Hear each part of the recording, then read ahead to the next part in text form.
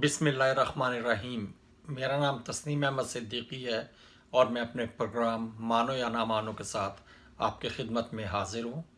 आज पाकिस्तान में सारा दिन दो खबरें मौजूद बहस रहीं। एक खबर तो जस्टिस फाइज़ ईसा का केस था जो कि इस्लामाबाद सुप्रीम कोर्ट में था, और दूसरा केस शहबाज शरीफ की नैब पेशी के सिलसिले में था। दोनों खबरें ज़ेर बहस रहीं और दोनों पे मुख्तलिफ़ लोगों ने मुख्तलिफ़ किस्म के बयानात दिए, जिनमें हुकूमती बयानात भी थे और नवाज़ लीग के बयानात भी थे। तो मेरा ख़्याल ये है कि हम दोनों ख़बरों को देख लें। पहली ख़बर जस्टिस फाइज़ ईसा के बारे में थी, जिस पे कि आज सुप्रीम कोर्ट में बहस हुई और जस्टिस फाइज़ ईसा ने फ़रोग़ नसीम जो कि हुकूमती वकील थे उन्हें टाउट कह के मुखातिब किया। जस्टिस फाइज़ ईसा साहब, आपने बहुत अच्छा किया, आपने कम से कम ये तो बता दिया कि टाउट है, लेकिन मसला ये टाउट कहने का नहीं था। मसला ये था कि आप ये बताएं कि आप बेईमानी में शामिल हैं या नहीं हैं।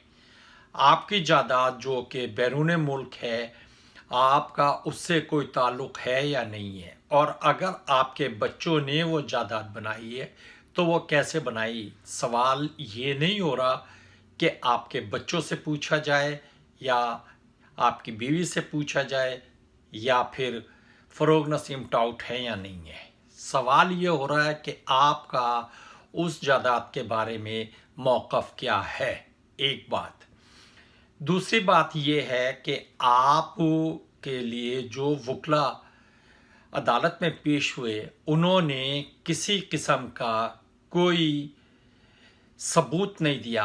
आप अभी तक अदालत को सबूत नहीं दे रहे, तो इससे क्या तस्वुर किया जाए कि क्या आप भी एक तरह का वही रिलीफ मांगना चाह रहे हैं जो कि फ़िलहाल अदालतों की तरफ से नवाज़ शरीफ और शहबाज शरीफ और शरीफ फैमिली को मिला हुआ है। क्या आपका जो है मौक़िफ़ यही है कि अगर उन चोरों को फ़िलहाल छोड़ दिया गया है तो आपको भी छोड़ा जाए। जबकि मेरा सुप्रीम कोर्ट से भी ये सवाल है कि आप इस केस पे क्या तलाश करना चाह रहे हैं। आपने इस नौयत के पहले केस पे जो फ़ैसला दिया है, जो फ़ैसला आपने नवाज़ शरीफ की जायदाद पे दिया है, जो फ़ैसला आपने शरीफ ट्रस्ट की या शरीफ ख़ानदान की जायदादों के बारे में दिया है, ये केस बिल्कुल उसी नौयत का है। आप इस केस को उस अंदाज में क्यों नहीं हल कर रहे। आप जस्टिस फाइज़ ईसा साहब को क्या फ़वाइद देना चाहते हैं, जस्टिस फाइज़ ईसा साहब को किस किस्म का मौका देना चाह रहे हैं कि वो आपको कोई सबूत दे। अगर जस्टिस फाइज़ ईसा ने कोई सबूत देने होते तो जस्टिस फाइज़ ईसा इस वक्त तक वो सबूत जमा करा चुके होते, लेकिन जस्टिस फाइज़ ईसा का केस और शरीफ फैमिली का केस इस वक्त अगर देखें तो एक दूसरे के लिए ज़िंदगी मौत का मसला बना हुआ है।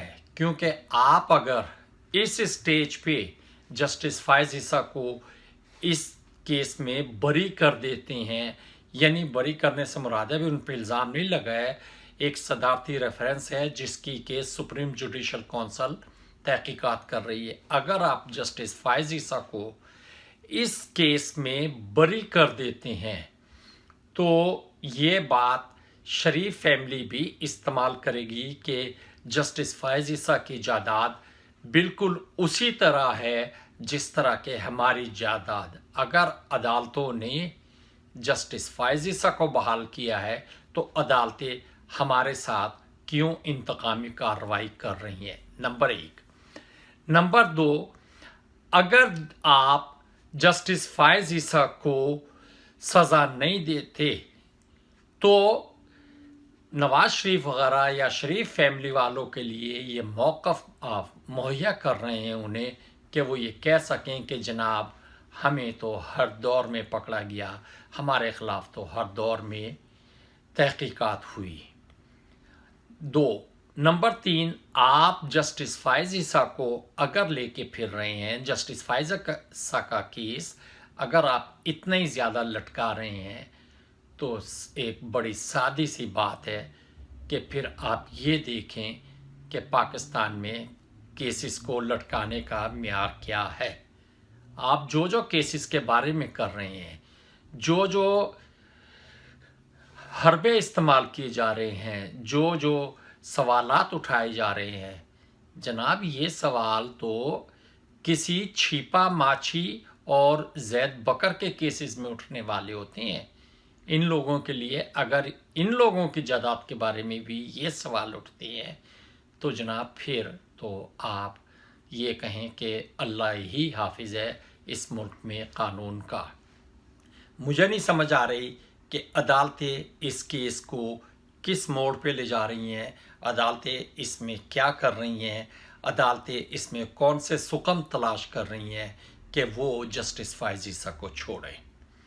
तो बहरहाल अभी चल रहा केस, देखते हैं कि इस केस के बारे में अदालतें क्या फ़ैसला करती हैं, क्योंकि जो भी फ़ैसला होगा, अगर जस्टिस फाइज ईसा को बरी किया जाता है, अगर इल्ज़ामात को एक तरफ रखा जाता है, तो फिर आप तैयार हो जाएं, नवाज शरीफ वगैरह भी इसी को बुनियाद बना के एक दफ़ा दोबारा आपके सामने अदालत में पेश होंगे। एक तो ये।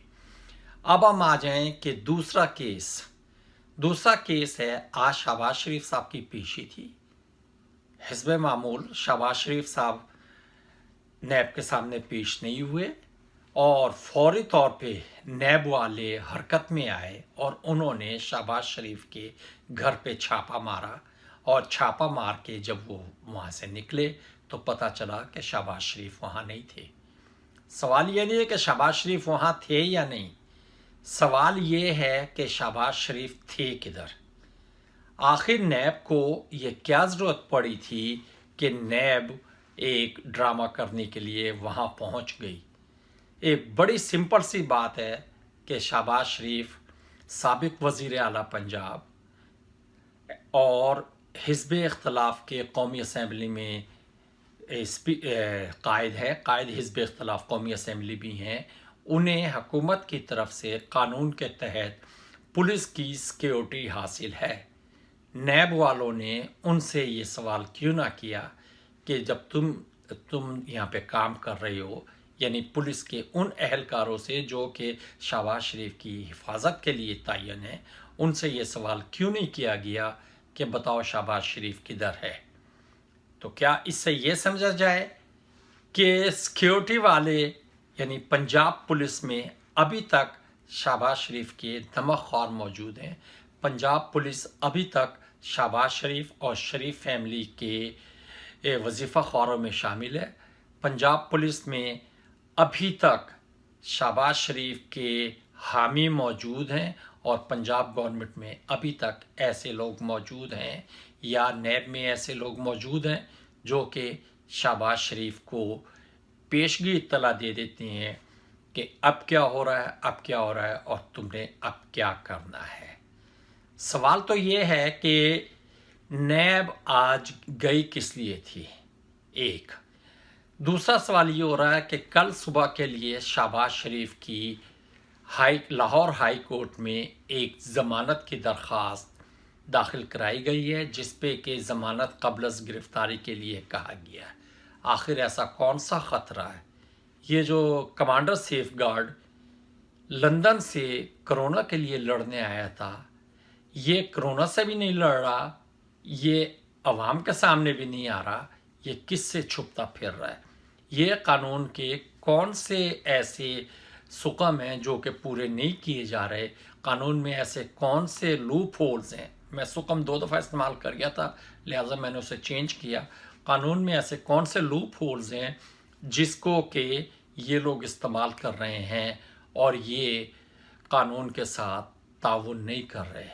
जहाँ तक नैब है, तो नैब तो खैर, नैब के बारे में तो अब ये कह देना ज़्यादा बेहतर होगा कि से नो टू नैब, क्योंकि नैब वाले इस वक्त अपनी कोई भी कारकर्दगी दिखाने के अहल नहीं, वो इस वक्त सिर्फ और सिर्फ चोरों और डाकुओं को बचाने पे लगे हुए हैं। आज का ये बयान ही काफ़ी है। जो राना सनाउल्लाह साहब का एक क्लिप में देख रहा था, जिसमें राना सनाउल्लाह साहब ने ये कहा कि अगर मैं किसी आदमी को 18,000 तनख्वाह देता हूँ और अगर मैं उस आदमी के अकाउंट में अपने पैसे मंगा लेता हूँ तो इसमें क्या कोताही है, क्या बुराई है? राना सनाउल्लाह साहब, इसमें कोई कोताही नहीं है, कोई बुराई नहीं है। इसमें सिर्फ ये है कि आप ये बताएं कि उस आदमी के अकाउंट में जितने भी पैसे आए, 18 रुपए आए, 18 अरब आए या जितने भी आए, वो आए सही तरीके से थे या नहीं। आपने सिर्फ ये बताना था।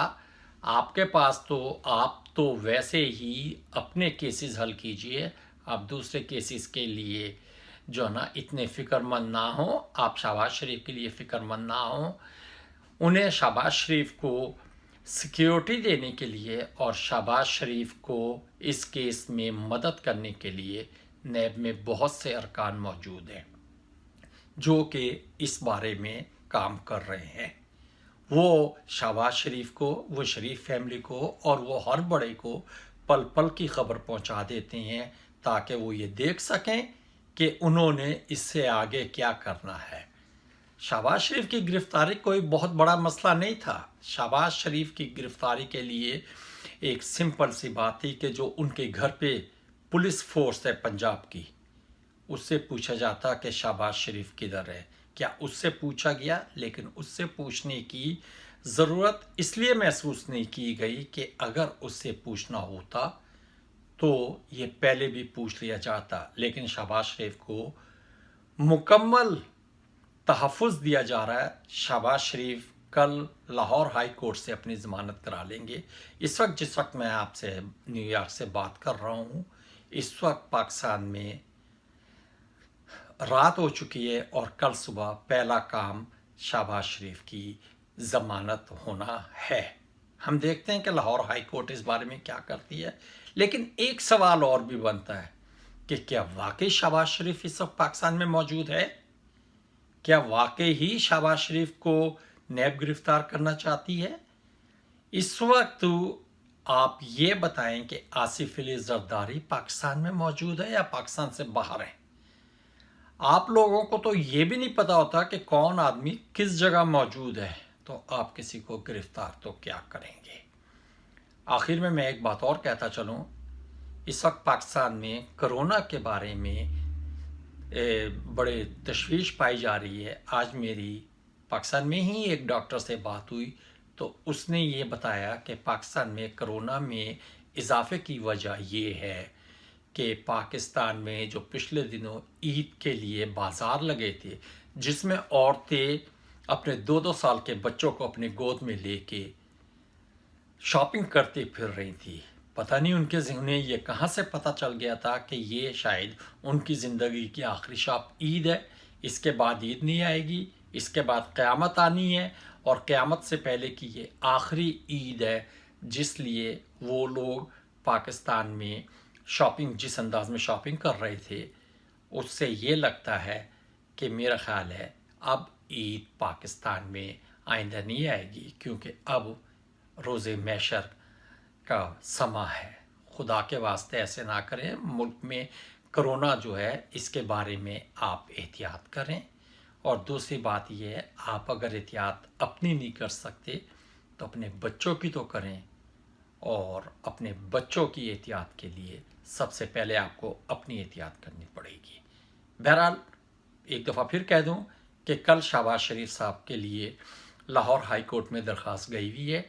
देखें लाहौर हाई कोर्ट क्या करती है। वैसे जो माजी का रिकॉर्ड है तो लाहौर हाई कोर्ट कुछ नहीं करेगी, वो ही करेगी जो उन्हें शरीफ कहेंगे। तो इसके साथ ही मुझे इजाज़त दें। अगर आप लोगों ने मेरा चैनल सब्सक्राइब किया है तो बहुत बहुत शुक्रिया, और अगर नहीं किया तो उसे सब्सक्राइब कर लें। मैं इंशाल्लाह आपके साथ वक्तन फ़वक्तन राब्ता रखूँगा। अल्लाह हाफिज़। पाकिस्तान जिंदाबाद।